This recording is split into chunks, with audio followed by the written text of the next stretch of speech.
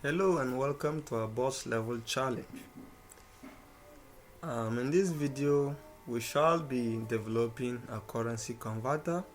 Okay, let's not the name scare you.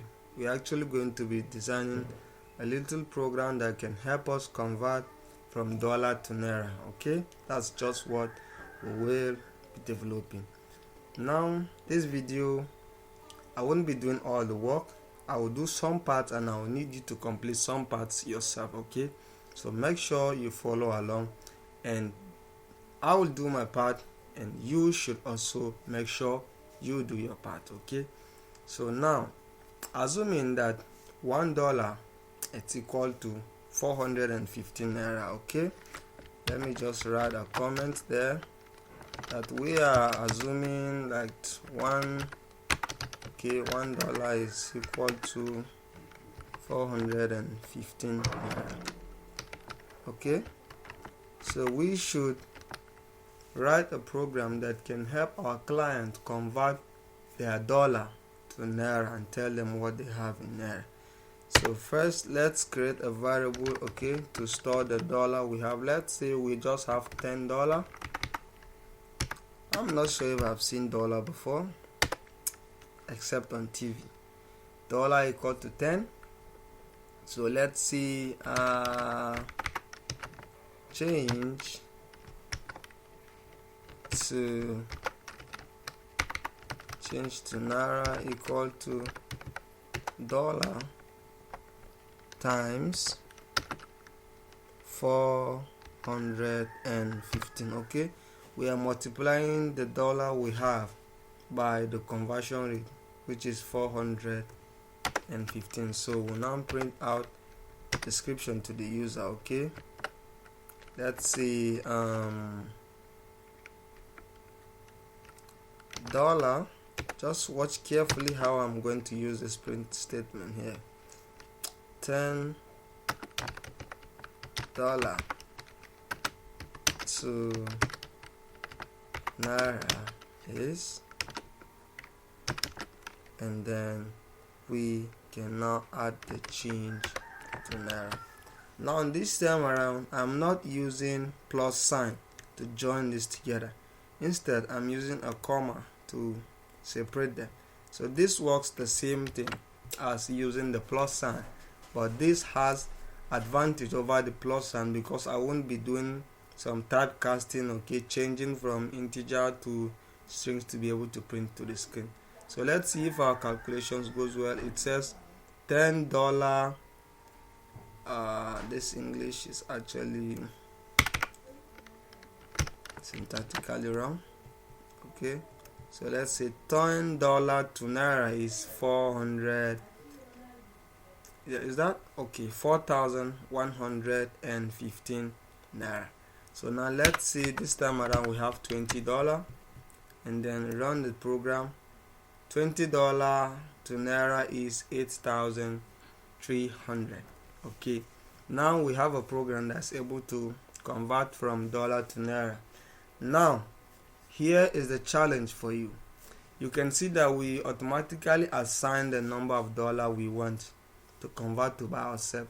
I need you to modify this program in such a way that the user should be able to type the amount of dollar he or she wish to convert from the keyboard. Okay, I need you to use input statement to do that. Remember, all input received via the keyboard are treated as strings, so you will need to typecast. You remember typecasting? You will need to change the data type of whatever you are receiving from the keyboard in case you want to make calculations with that. So pause the video and get that done. Okay, pause the video now. Pause the video now. So 5 4 3 2 1, boom, time up. I want to believe you paused the video and you have tried solving that problem yourself. Okay, so don't worry if you couldn't get that done, as I'm going to walk you through the process right now. We only add two things. First, we'll remove the 20 and then add an input statement, then add a description telling the person to enter the amount, okay, the amount of dollar to kind of convert, right? Enter the amount of dollar to convert. Then one more thing, just one more thing, int. Somebody remember this? Well, in case you do, thumbs up, and if you don't, okay, we'll get there. So it says enter the amount of dollar to convert. Let's say $50. Let's say $50 to Naira is 20,750 Naira. Excellent. So now we can run again and try for another amount of dollar. Let's say $100. $100 result to 41,500 by our conversion rate. This doesn't necessarily have to be true. You can use the current conversion rate, okay, instead of 415 in case if it is not. So now well, our program is actually still not very complete, because you can't deliver this program to a client and expect them to use it comfortably. Like, the client need to always rerun the program each time before he can just type in the number of dollar, and then before he can type again, he need to rerun the program before typing. Okay, that's huge and boring. So I need you to use your understanding of loops to make this program repeat itself until the user gets tired. Like, the program should keep on repeating until the user gets tired and then decide to stop. Okay, just a hint, you should be using a while loop instead of a for loop. Okay, while loop will solve this problem excellent, because they allow you to repeat a certain program or lines of code until a condition turns to be false, unlike for loops that allow you to just repeat a line of code for a specific time. So now you can't tell how long the user wants to keep on converting. Okay, so while loop should do that very, very well. So pause the video now and try solving that. Okay, alright, I want to believe you've paused the video and you've tried solving that as well. So let me quickly walk you through the steps you need to get that done. We just need to add few lines. While true, you add your full column. Please don't forget that full column. Then we need to indent this 4 space inside. Okay, and same thing for all of them. So we are now saying that these guys here now belong to this while loop. Okay, they now belong to this while loop. So as far as this loop is alive, these 3 lines of code will keep on executing until this loop turns to false. And just look at the loop I'm using here. I said while true. Now I'm checking that if true is true, and true will always be true and false will always be false. So while true is true, I need you to keep on executing this program. So this means as far as our condition is true, our program keep on executing. So let's try that. It said enter the dollar, let's say 40.